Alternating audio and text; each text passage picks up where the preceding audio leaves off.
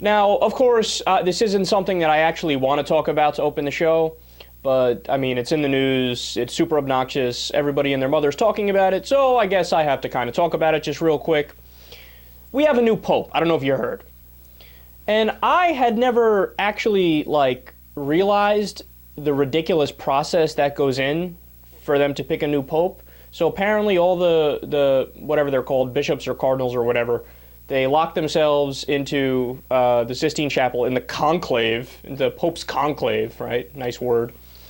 And they stay in there until they come, they get an answer. I love how secretive it is, right? It's like a sixth grade girls club. We're like, no, you can't join our group. It's girls only. We're locked in this little room, except now it's boys only, right? Because they're incredibly discriminatory. And then there was some moaning heard inside the locked doors. Not gonna lie. All right, I lied about that. But I wouldn't be surprised. And then they went ahead and determined that they were going to pick a certain person. They released black smoke twice. Now, black smoke means we're not ready yet. We haven't picked yet. They released that twice, and then they released the white smoke. You know, it's kind of interesting that they're using that to send the message. I mean, that seems kind of outdated. It's kind of like carrier pigeons.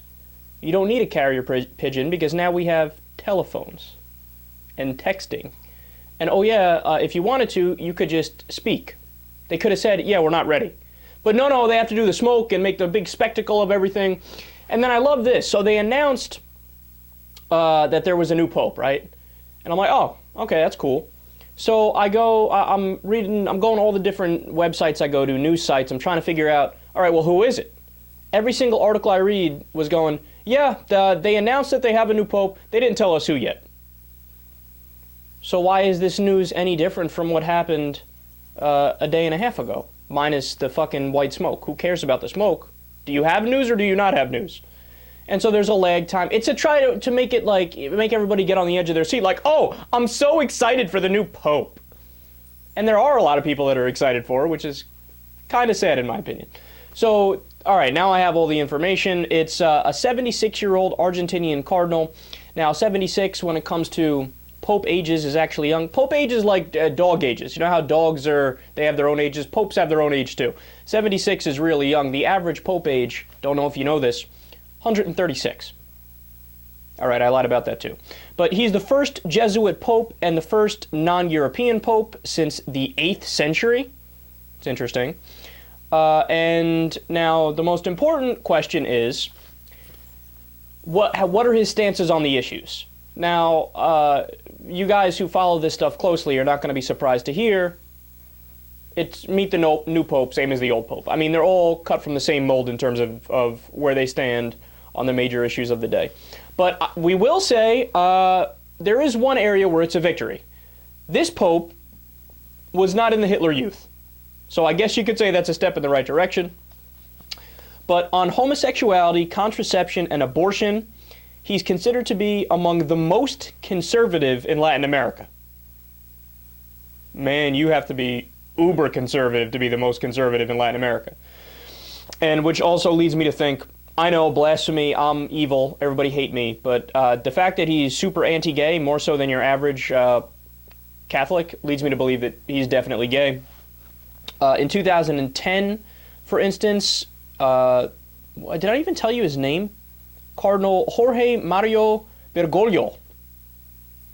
He stated that same-sex adoption is a form of discrimination against the children, and he said that same-sex marriage is, quote, a scheme to destroy God's plan. You're on to us. You're on to the equality movement. That's exactly what we're doing, trying to destroy God's plan. And a real dire anthropological throwback. Big words. Ooh, you're real smart, aren't you?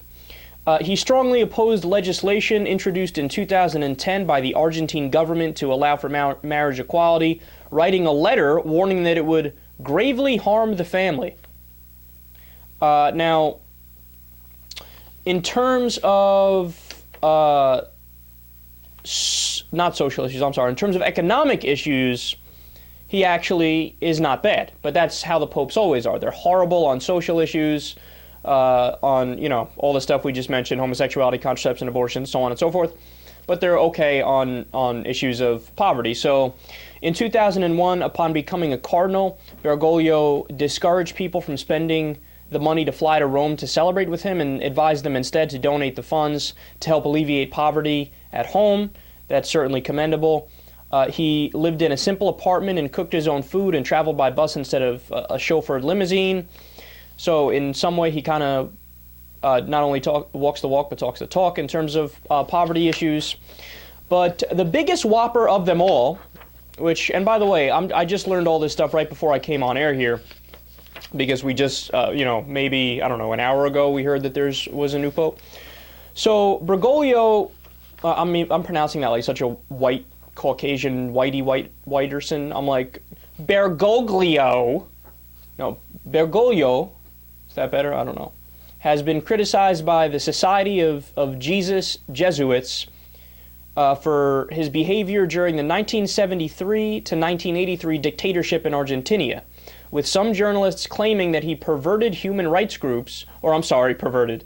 See, that's what, when you think of Catholic, automatically perverted gets thrown in there. He prevented human rights groups from finding political prisoners by imprisoning them in his vacation home. That sounds super weird. So during the period of the dictatorship, the Catholic Church failed to confront the regime, and even as it was kidnapping and killing thousands. So while there was a dictatorship in their homeland, he was like, whatever. Even though the dictatorship was killing people and imprisoning people, and the Catholic Church was, shh, who cares? Jesus might have liked it. You don't know.